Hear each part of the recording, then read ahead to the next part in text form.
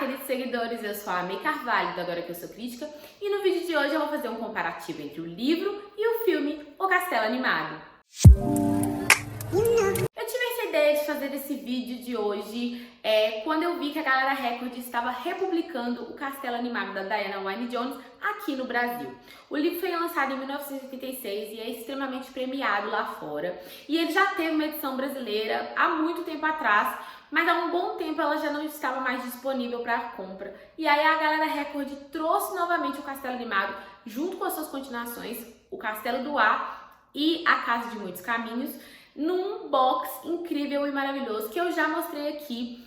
Tá salvo no IGTV, no Instagram e também no meu canal do YouTube. Quem quiser ver, eu fiz um unboxing desse box lindo e maravilhoso, cheio de ilustrações, um projeto gráfico totalmente novo, moderno e encantador. E eu tive vontade de ler esse livro, gente, porque o meu primeiro contato com essa história foi assistindo a animação do Estúdio Ghibli, O Castelo Animado, dirigida pelo Hayao Miyazaki. Eu sou apaixonada pelo trabalho do Estúdio Ghibli, principalmente os filmes que são feitos pelo Hayao Miyazaki. E lá em 2004, quando esse filme saiu nos cinemas, logo depois do sucesso de A Viagem de Chihiro, eu corri para assistir e fiquei encantada com essa história. Eu posso dizer que O Castelo Animado é o meu filme Ghibli preferido, até mais do que A Viagem de Chihiro. E olha que eu tenho um carinho muito especial pela Viagem de Chihiro, mas Castelo Animado é uma história que me encantava muito.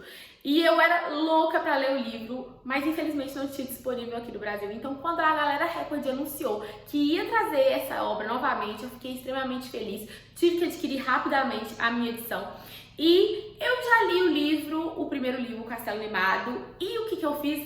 Logo que eu terminei de ler o livro, fui reassistir o filme. E por isso surgiu essa ideia de criar este vídeo comparando, eu como uma grande fã dessa história da Diana Wynne-Jones. Então, sem mais delongas, vamos aos pontos centrais da história. O Castelo Animado conta a história da Sophie, uma jovem muito conformada com a situação em que vive. Ela acha que por ela ser a filha mais velha, ela não vai viver grandes histórias e que ela vai viver para cuidar das coisas da família. E por isso ela vive recatada, escondida numa loja de chapéus que a madrasta dela administra. Um dia a Sophie se encontra com a bruxa das Terras Altas, uma bruxa muito malvada e famosa lá onde ela vive. E essa bruxa lhe joga um feitiço, transformando ela numa senhora de 90 anos. A Sophie, resignada com a sua situação, resolve sair de casa e procurar o seu destino por aí. Nessas andanças, ela acaba encontrando o castelo do Mago Hall, que é conhecido por devorar corações de mocinhas apaixonadas. Ele tem o Castelo Animado, que é um castelo que vaga pelas montanhas. E aí a Sophie vai viver nesse castelo e conviver com o Mago Hall, com o demônio Calcifer e com o aprendiz do Mago Hall. Basicamente é essa a história. É uma história muito sobre descobrir quem você é, sobre encontrar o seu lugar no mundo e não ficar preso à situação que você acha que não tem solução. E é uma história linda, incrível, que eu super recomendo que você leia e assista. Mas a pergunta que não quer calar é a seguinte: o filme é fiel ao livro da Diana Wynne-Jones? Vou te responder essa pergunta agora. É o seguinte: é e não é. Até um certo ponto da história, o livro é bem fiel. Antes de mais nada, antes de eu prosseguir com esse comparativo, se você ainda não assistiu ao filme ou não leu o livro e não quer tomar spoiler, eu recomendo que você saia desse vídeo. Agora, se você não tem problema nenhum nisso, ou se você já leu o livro e já assistiu o filme, fique aí que eu vou te explicar as semelhanças e diferenças dessa história. Pois então, o livro, no começo dele, ele é bem parecido. A questão da irmã da Sophie trabalhar numa confeitaria, ela trabalhar na loja de chapéus, ela viver naquela cidade, a bruxa das Terras Altas transformar ela numa velha, a maneira como ela acaba esbarrando com o Castelo Animado é bem parecido, e até mesmo os primeiros dias dela ali dentro daquele castelo é bem semelhante ao do livro. Porém, Hayao Miyazaki tem uma personalidade muito forte e ele coloca todos os questionamentos que ele tem sobre a vida nos seus filmes. E uma dessas questões é que o Hayao Miyazaki é extremamente contra a guerra. sensato, maravilhoso. E no filme de O Castelo Animado, a gente tem muito presente essa questão da guerra. Está acontecendo uma guerra entre dois reinos. Magos estão sendo convocados para lutarem do lado do rei e a magia está sendo usada como arma de guerra. Esse é o ponto central da história do Hayao Miyazaki. Ele bate muito nessa tecla de que o Hall não quer lutar ao lado do rei porque ele é contra a guerra. Já no livro, não é bem assim. O livro tem uma história mais leve, se eu posso dizer assim, mais divertida e juvenil do que o filme. O Mago Hall é sim um cara que gosta de encantar mulheres, muito egocêntrico e preocupado com a sua aparência. Ele tem prazer em não só conquistar, mas simplesmente deixar aquelas mulheres para lá. Ele vive com várias identidades porque ele não quer se prender e ter responsabilidade com nada. E no filme, em partes, ele é assim. Ele é um cara muito preocupado com a aparência, mas ele também é um cara que é contra a guerra. No livro não é bem assim. E eu não sei dizer de qual eu gosto mais, porque eu gosto desse Mago Hall canastrão do livro da Diana e gosto também do Mago Hall preocupado com o quanto é triste, o quanto é cruel, o quanto é devastador a guerra. Mas é isso, esse é o ponto principal de divergência da história. Então, o final do livro ele vai degringolando de uma maneira diferente do filme. Então, vamos lá, alguns pontos que eu notei, que são as coisas mais fortes e não necessariamente interferiram na história. Por exemplo, a Sophie, ela tem duas irmãs no livro. No filme, ela só tem uma irmã, que é a Letty, que trabalha na confeitaria. No livro, a Sophie tem duas irmãs, diferente do filme que ela só tem uma irmã. Ela tem uma irmã chamada Letty e uma irmã chamada Marta. A Letty é sua irmã de pai e mãe e a Marta é sua irmã só por parte de pai.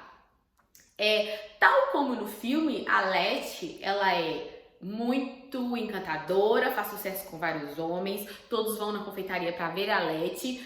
Isso não se difere. O que se difere do livro e do filme é que, na verdade, essas duas irmãs, elas trocam de lugar. A madrasta da Sophie, a Fanny, resolve mandar as filhas para trabalharem fora e viverem o seu futuro. Ela manda a Letty trabalhar na confeitaria e manda a Marta ser aprendiz de uma bruxa. Só que essas duas resolvem trocar porque elas não acham que o que a Fanny está pregando é a realidade. Uma quer aprender bruxaria e a outra quer ficar ali procurando um marido. Então elas trocam de lugar, só que ficam as duas com o nome de Letty. O que é muito engraçado na história do livro. Você vai ter que ler para você dar boas gargalhadas com essa história. E a Letty, ela tem dois pretendentes. E são Letty diferentes, como eu disse. E esses pretendentes acham que namoram a mesma Letty, mas não. Quem são esses pretendentes? Aí você também vai ter que ler o livro para você entender. Mas eu já vou dizendo que são pessoas que estão inseridas ali no contexto da história da Sophie no Castelo do Hall. Outra coisinha que é bem diferente é que a Sophie, ela tem poderes mágicos. Ela não é só uma garotinha que faz chapéus e que gosta de fazer faxina como no filme. No livro ela tem poderes. Tudo que ela manda que as coisas façam, as coisas viram isso. Por exemplo, ela está lavando um traje do Mago Hall e ela fala: você deve estar arrasando muitos corações, não é mesmo? E o traje se torna irresistível para as mulheres. Então eu achei muito legal essa questão do livro da Sophie ter poderes e ela não ser simplesmente a mocinha ali que precisa salvar o Mago Hall e viver feliz para sempre com ele. Não, ela tem poderes mágicos também. E inclusive esse é um dos motivos que fazem com que a bruxa das Terras Altas transforme a Sophie em velha. Ela se sente desafiada por pensar que existe uma pessoa com tal poder de dar aos objetos novas funções só de mandá-los. E aí ela vai lá e transforma a Sophie em velha. Já no filme, a Bruxa das Terras Altas transforma a Sophie em velha porque ela vê a Sophie se encontrando com o Hall logo no início da história.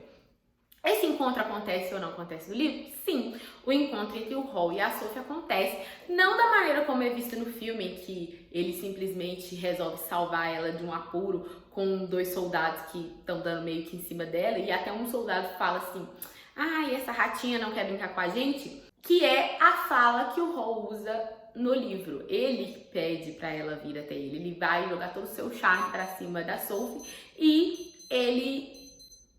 Gente, meu relógio despertando. Eu nem sei porque que ele desperta esse horário. Mas voltando.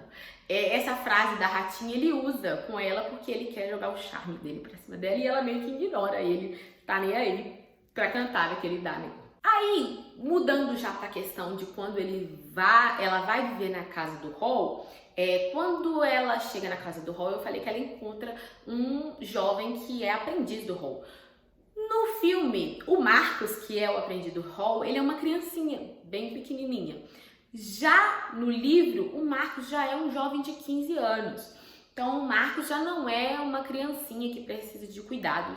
Ele é um jovem e ele se dá muito bem com a Sophie, não só pela essa questão dela ser maternal com ele, mas se dá bem mesmo porque os dois se tornam grandes amigos. Ah, eu estava falando da questão da guerra. No filme, o Hall sai todas as noites para lutar na guerra. Ele se transforma num pássaro e ele vai combater os aviões de guerra. No livro, não. No livro, o Hall sai todo empiriquitado todas as noites para encontrar garotas. É isso. Aí chega a parte que mais se difere do livro e do filme. No filme, nós temos aquela figura que é o espantalho, que ajuda muito a Sophie, e o Hall não deixa ele entrar porque ele diz que ele está sofrendo de uma grande maldição. Além do espantalho, tem a figura de um cachorro que a Sophie leva para dentro de casa. Essas 2 figuras estão presentes no livro, mas elas entram na história de formas diferentes. Em um momento da história, a Sophie vai até o palácio, porque o Hall, ele quer que ela fale mal dele para o rei, para ele não ter que lutar para a guerra de jeito maneira, porque ele não quer se meter nessa de jeito nenhum, diferente do Hall do filme, que simplesmente não quer fazer guerra. A Sophie vai até lá e chegando lá, ela tem que subir uma escada e encontra um cachorrinho que ela tem que ajudar a subir a escadaria.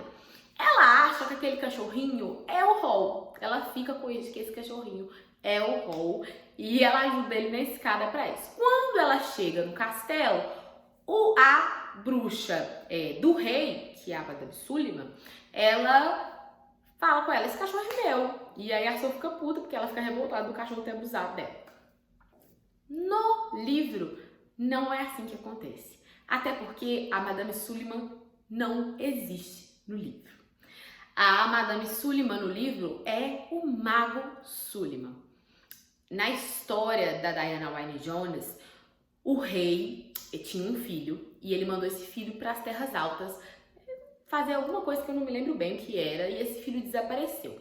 Então ele manda o seu mago, o Mago Sullivan, em busca desse príncipe, e o Mago Sullivan também desaparece.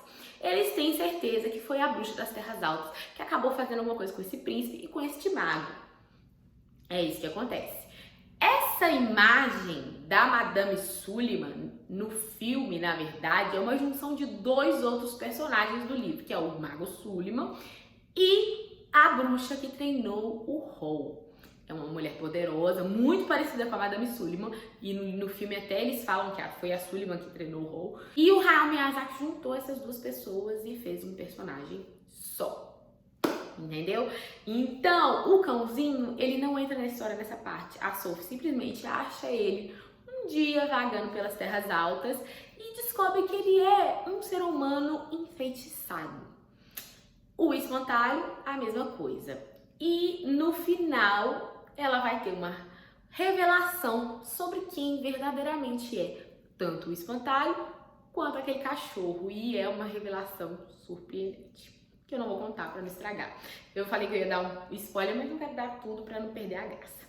Agora, além dessa questão central da guerra, o que difere mais para mim na história é a questão da Bruxa das Terras Altas. No filme, o Hayao dá uma oportunidade dela se redimir, né? Ela é acolhida pela Sophie dentro da casa depois que ela perde seus poderes. A Sophie cuida dela como se fosse uma vovozinha. E apesar do que ela faz no final do filme quase desencadear tanto a morte do Hall quanto do demônio Calcifer, ela tem essa redenção no filme. No livro, isso não acontece. A Bruxa das Terras Altas é a grande vilã da história. Essa história não tem redenção e não é o mal só a guerra. A história tem a Bruxa das Terras Altas como mal. Uma bruxa que quer devorar o coração do mago Hall. E é isso. Ela usa de disfarces para chegar perto do Hall o tempo inteiro, para tentar trazê-lo para o seu lado e ela poder ter acesso a esse coração. Ela se sente muito atraída por ele. E ela usa de algumas estratégias para chegar até aí. Agora, tem outra questão também no livro, que não temos no filme, que eu achei incrível, que eu queria muito que o Hayao tivesse feito. Porque o Hall, ele é dos tempos modernos. Uma das portinhas do castelo animado, porque o castelo troca de portinhas, ela leva para o país de Gales, no futuro.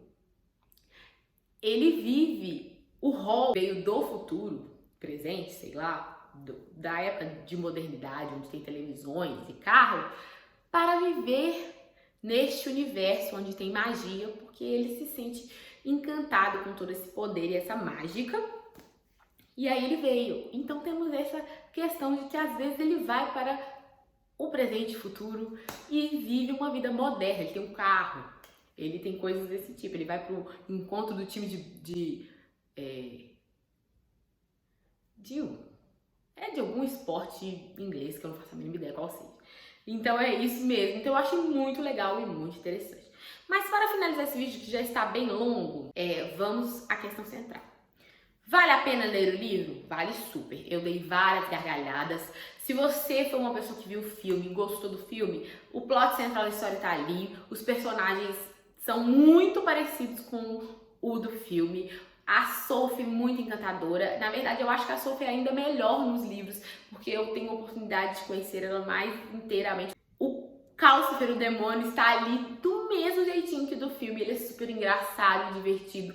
O Hall, apesar de ser assim meio canastrão, também é muito legal. E assim, é uma história muito divertida, daquelas fantasias de você ler e se deliciar. E foi isso que aconteceu comigo. Eu me deliciei e dei boas gargalhadas e fiquei com o meu coração quentinho ao final da história. O filme também não posso dizer que não vale a pena, vale super a pena, mas é uma experiência diferente, é um filme com uma pegada, posso dizer, mais adulta? Talvez sim, porque tem questionamentos como a questão da guerra, que não tem no livro. Eu nunca vou dizer que pra você não assistir um filme do Hayao Miyazaki, porque eu sou apaixonada por tudo que esse homem cria. E esse filme é uma obra de arte. Tudo que o Estúdio Ghibli faz é incrível, é maravilhoso. E eu adoro uma animação 2D, e é isso que eles fazem. E o filme é impecável. Não é à toa que ele concorreu ao Oscar de melhor animação, só não ganhou porque tem essa mania de dar sempre o prêmio pra Disney. E é um filme que tá de fácil acesso para ser assistido, porque ele tá disponível na Netflix. Então você pode correr e assistir, caso você fique curioso em ver a adaptação de Um Castelo Animado.